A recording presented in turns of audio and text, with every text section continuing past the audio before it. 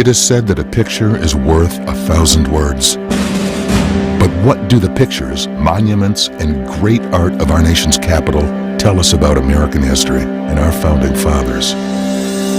Do these monuments, as many modern politicians would have us believe, tell a secular story, or do they hold spiritual significance? What happens to a society who forgets the truths and symbols of its own past? And what are the consequences when we do? Discover the forgotten and astonishing story of our nation's foundation in the American Heritage series.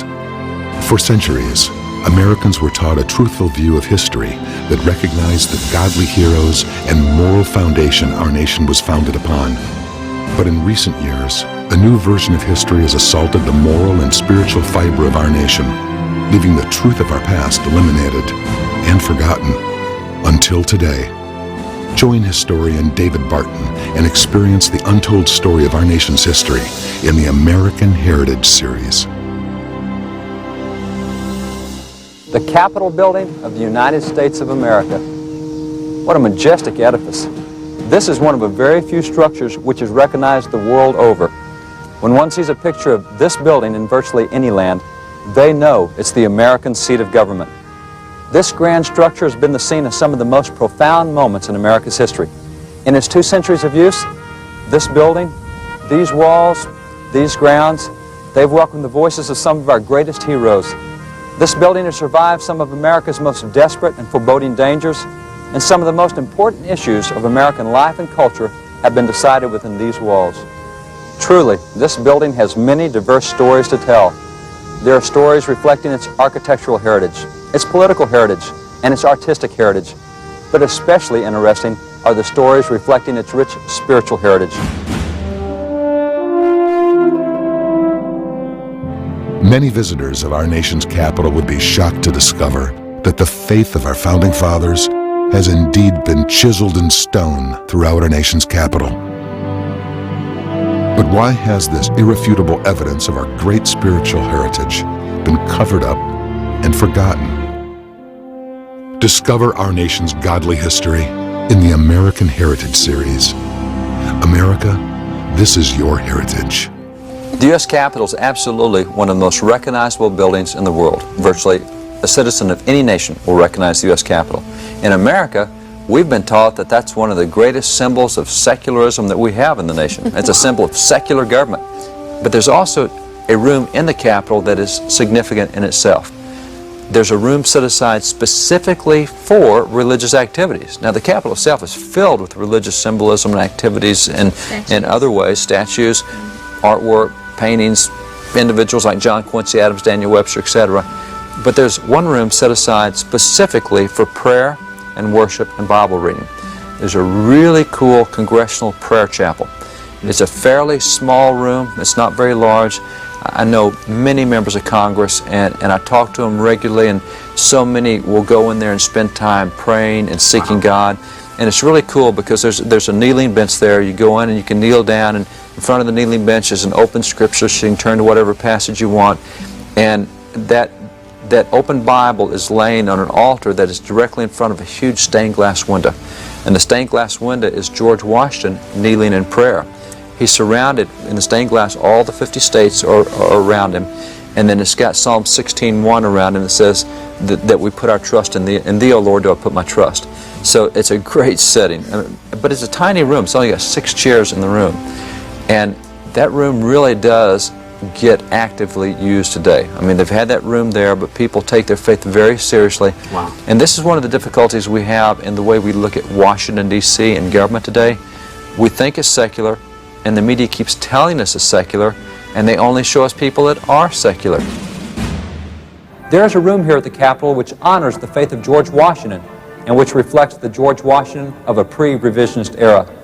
That room is the Congressional Prayer Room, located just off the main rotunda.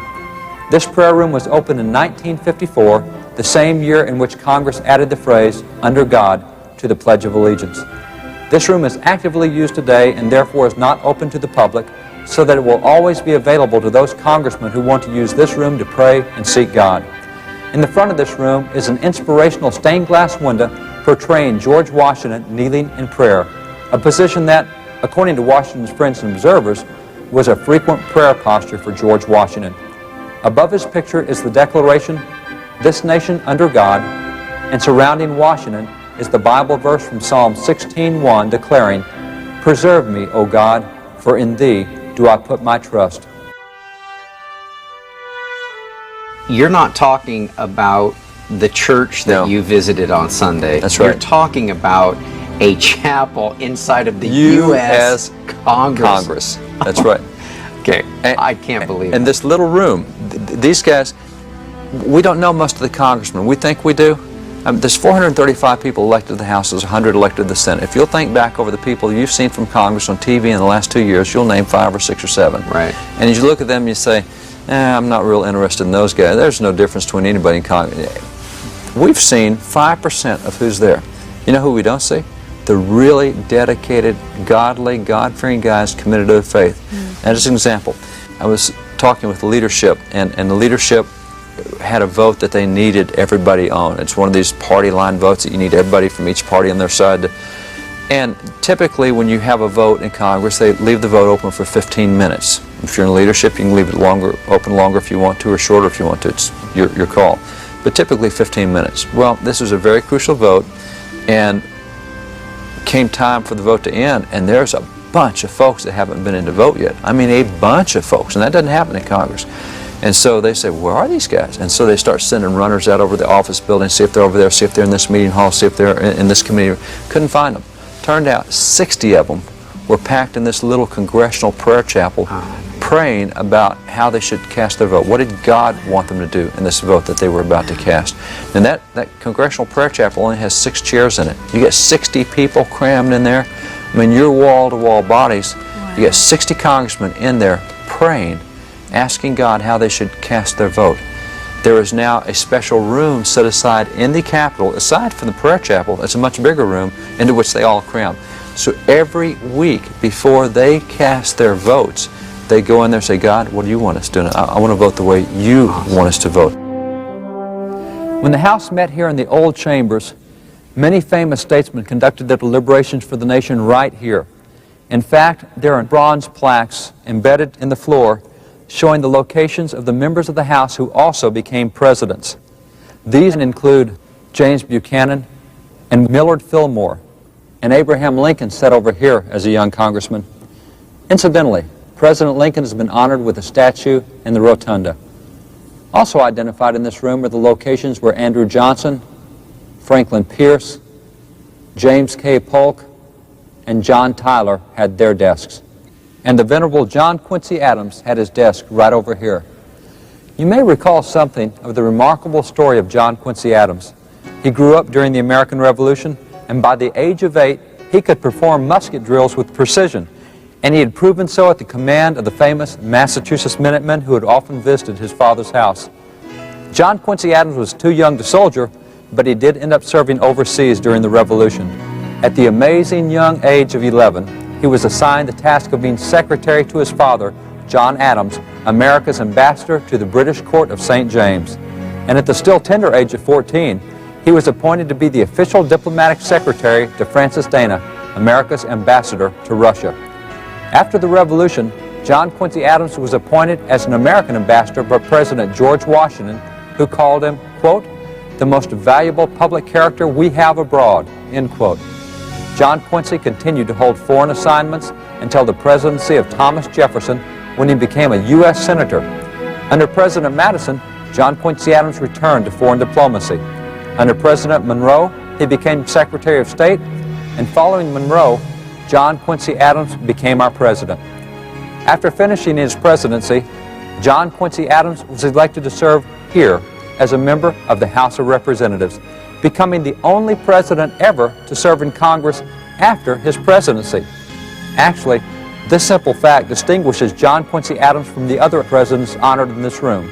They went from the House to the presidency, whereas John Quincy Adams went from the presidency to the House.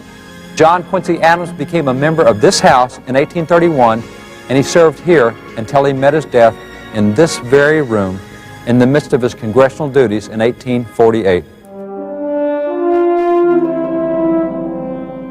Many visitors of our nation's capital would be shocked to discover that the faith of our founding fathers has indeed been chiseled in stone throughout our nation's capital. But why has this irrefutable evidence of our great spiritual heritage been covered up and forgotten? Discover our nation's godly history in the American Heritage Series. America, this is your heritage. You're opening our eyes.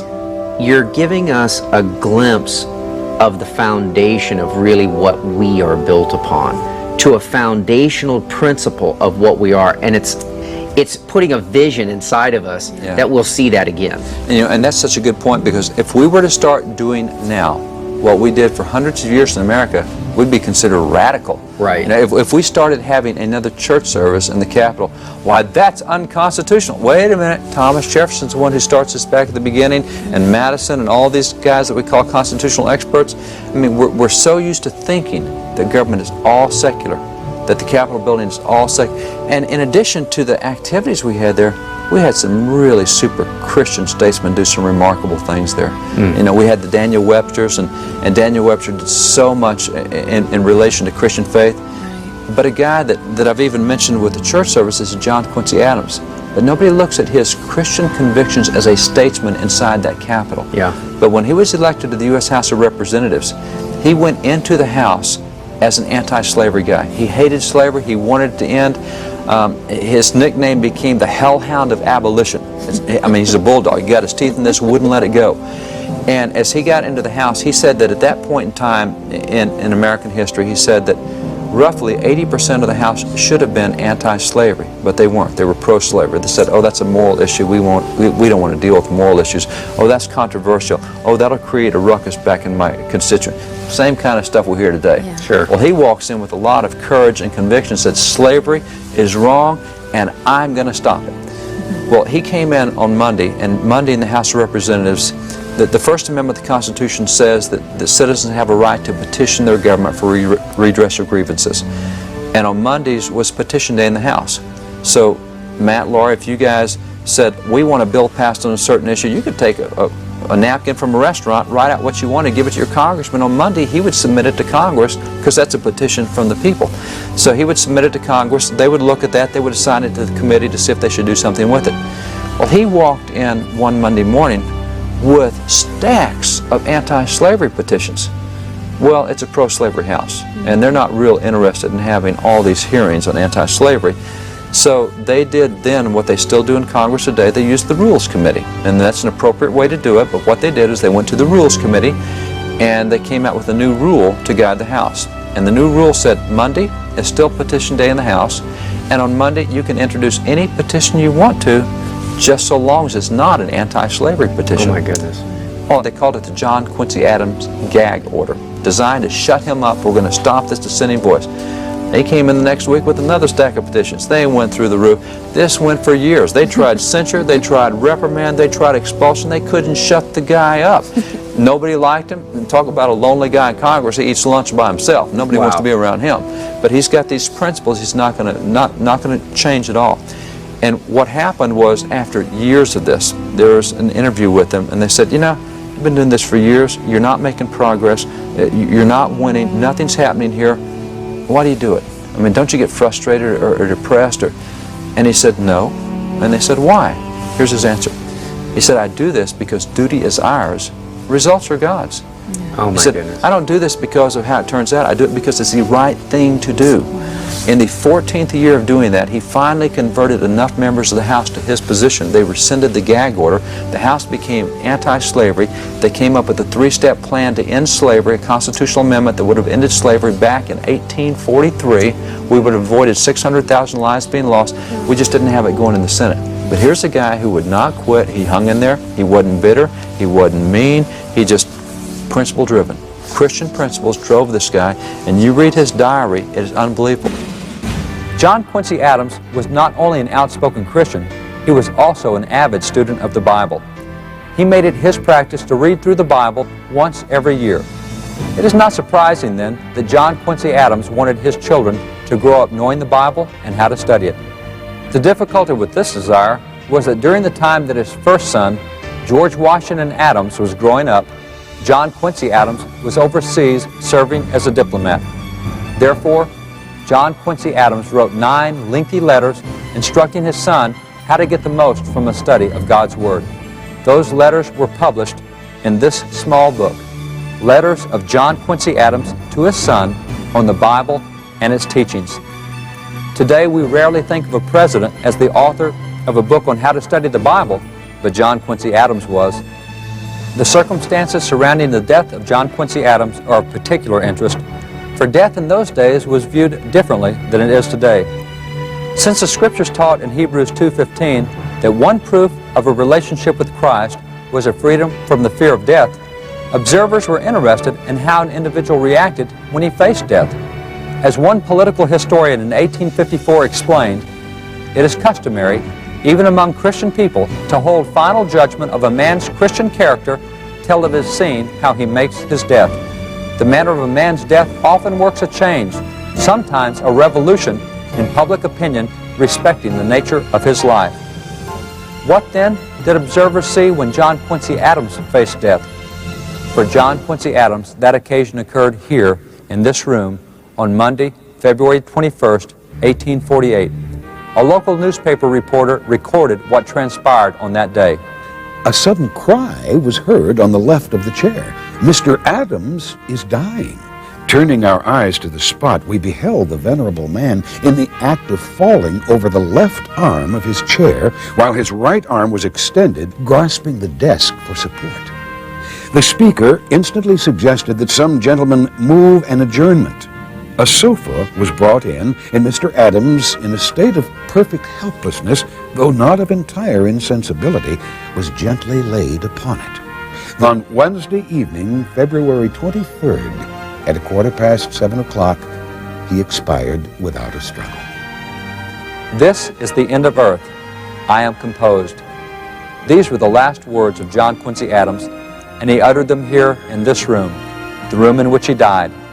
And this is the couch on which he died. You see here on the wall a bust of John Quincy Adams as a solemn reminder of what occurred here. Today, this room serves as the women's lounge where female members of Congress may come to rest and relax during congressional proceedings. John Quincy Adams comes up with this plan that would end slavery in 3 steps, and he does this in 1843, 20 years before the Civil War. It doesn't happen. Right. Well, he continues to serve in Congress, and in his last term in Congress, something fairly significant happened. As he's there, a member of Congress, still fighting against slavery, but now he's converted most of at least the House to his position. He ends up dying in midterm of Congress. It was in the middle of that session. He was standing up as if he was going to make a speech, and he ended up falling over his desk. When he fell over his desk, there were 4 other members of the House that were physicians came over, and he'd had a stroke essentially and ended up dying 3 days later there inside the Capitol. But in that last term he had in Congress, he only had a half term, but in that last time that he had been elected, he's getting new people elected to Congress all the time. He's been there 17 years. Every time there's an election, somebody new comes in somewhere. And one of the new ones that had come in that election, that 1846 election, was a young guy. And he came in, he'd run for Congress before, had not been elected, but he got there, and for whatever reason, John Quincy Adams really liked this kid and just kind of befriended him and mentored him and took him under wing and just kind of had a brain dump into him. You know, all this stuff about slavery and how we can end slavery and the steps you can go through that would end slavery. And they hadn't been able to get the Senate to do it, but he still got this plan. And so when John Quincy Adams dies, this young kid, he's become close enough to that this young kid becomes one of the official pallbearers at John Quincy Adams' funeral. So this young kid ends up running Congress again, doesn't get reelected. So the only time he had in Congress was this 1 year of a 2-year term with John Quincy Adams. Next time this kid gets elected was in 1861 as President of the United States. It was Abraham Lincoln. He had 1 term with John Quincy Adams. And guess what he put into place when he became president? Wow. Same little plan to end slavery. Went through so many of the same things that John Quincy Adams had told him about. So here you've got one generation planning in the next generation. And that's really one of the neat features that even as Christians we need to do. The Pilgrims were great on this. They had a stepping stone mentality because in the Mayflower Compact they said that they came for the propagation of the Christian faith. They're going to get everybody in America converted to Christ. They're so busy trying to stay alive they didn't get it done.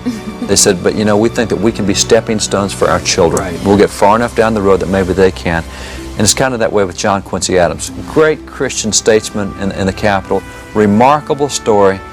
But that little bit of time that he had with a young kid named Abraham Lincoln that 15, 20 years later develops into something that finally did put the nail in the coffin of slavery. Something John Quincy Adams would have loved to have seen, but nonetheless, it got done. Many visitors of our nation's capital would be shocked to discover that the faith of our founding fathers has indeed been chiseled in stone throughout our nation's capital. But why has this irrefutable evidence of our great spiritual heritage been covered up and forgotten? Discover our nation's godly history in the American Heritage Series. America, this is your heritage. In 1792, work was begun on the White House. The next year, 1793, construction began on the Capitol. 7 years later, in late 1800, the White House, the Capitol, the Treasury, and other buildings were complete enough that business could be conducted in them. And so Congress moved here, into the Capitol, as its permanent home. At that time, the adjoining room became the original Senate chamber. This second plaque notes that on November the 22nd, in the adjoining room, President John Adams delivered the first presidential speech ever given in this building.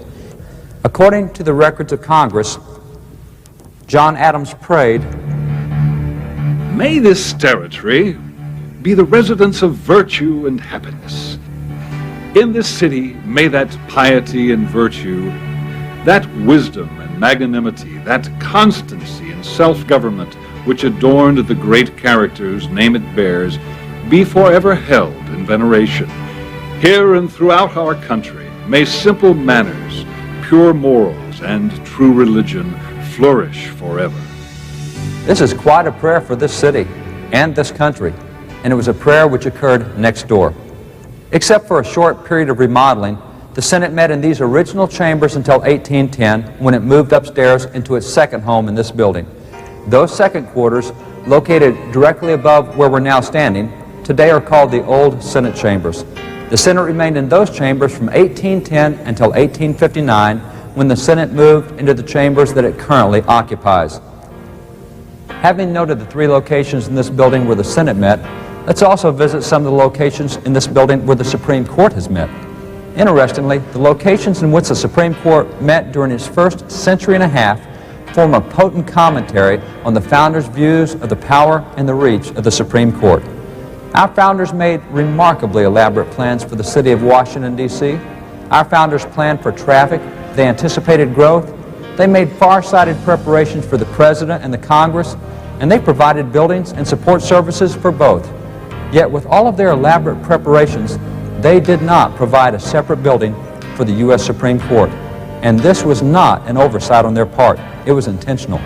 The Supreme Court met inside the Capitol. In the first 10 years in this building, the court bounced around from location to location, from various committee rooms to library rooms to whatever was available. Then in 1810, when the Senate left its original chambers and moved directly upstairs to its newer and larger second location, the Supreme Court inherited these vacated Senate chambers. It was here, in the basement of the U.S. Senate, that the Supreme Court finally found its first permanent home, a location it kept for the next 50 years. Then, when the Senate vacated the old Senate chambers and moved into its current home, the Supreme Court moved upstairs to possess the again vacated Senate chambers. It was by design that the Supreme Court had no major role in shaping policy in the nation. Simply look at the Constitution for proof. Article 1 deals with the powers of the Congress, Article 2 with the powers of the President, and Article 3 with the powers of the Supreme Court. Article 1 is by far the longest of those three articles, and Article 3 is unquestionably the shortest. For the first 10 years of its existence, the entire Supreme Court term lasted less than 2 weeks out of each year. And for the next 50 years, the court still only met for 6 to 8 weeks a year. It was not until 1935, nearly a century and a half after the founders had written the Constitution, that a separate building was built behind the Capitol to house the Supreme Court, the home it now occupies. Dave, after hearing all of this information that you've been giving us, it would lead me to conclude that the judiciary is out of control. We have, unfortunately in America, ceded to the judiciary powers that they were never given. We've allowed them to be the final word over every policy in America. When the Constitution is written, we gave the final word to the people who expressed it through elected representatives, that if the representatives didn't do it right, we could throw them out and put more in there to make sure the will of the people. That's why our documents say things like, we the people, consent of the governed. It has now become the judiciary, if you will, an ivory tower elite versus the people. Congress does a pretty good job of siding with the people on most issues, but Congress regularly gets struck down by the judiciary. Now, Congress took the same oath to uphold the Constitution the President took, the judiciary took. The Constitution is a simple document. We start teaching the Constitution in elementary school. So please tell me why only 9 people in the United States know what it means. It's such an easy document to read. Wow. What's happened is we the people have said, well, we're going to let these 9 guys, the majority of 9, 5 of them, have the final word for 280 million people, and I guess whatever they say just has to go.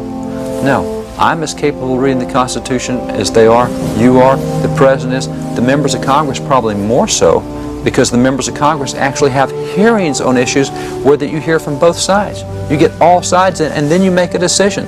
They've had more constitutional consideration than those 9 justices who only hear 1 hour of arguments for each case. And for some reason, we have ceded to the court powers that the Constitution doesn't give them, the Founding Fathers definitely didn't give them, that we hadn't given them for 150 years, and now we've decided they get the final word. Part of it's because we don't know our own history. We think that's the way the court's always been. We don't know that we've had a religious heritage, that we've not been a secular nation, which the court tells us we are.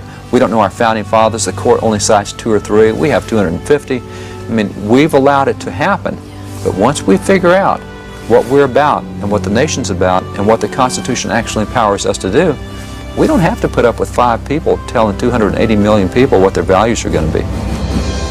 For more information on the American Heritage Series or to find books and other resources, visit wallbuilders.com. Through the American Heritage Series, renowned historian David Barton communicates our nation's forgotten, godly foundations and encourages us to once again view history through a truthful lens.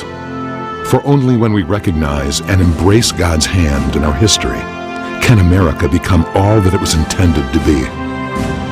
Through Wall Builders, historian David Barton seeks to rebuild the walls of America's unique religious, moral, and constitutional heritage by educating the public and encouraging people of faith to become active in strengthening America's great foundations. For more information on how you can become involved, visit wallbuilders.com.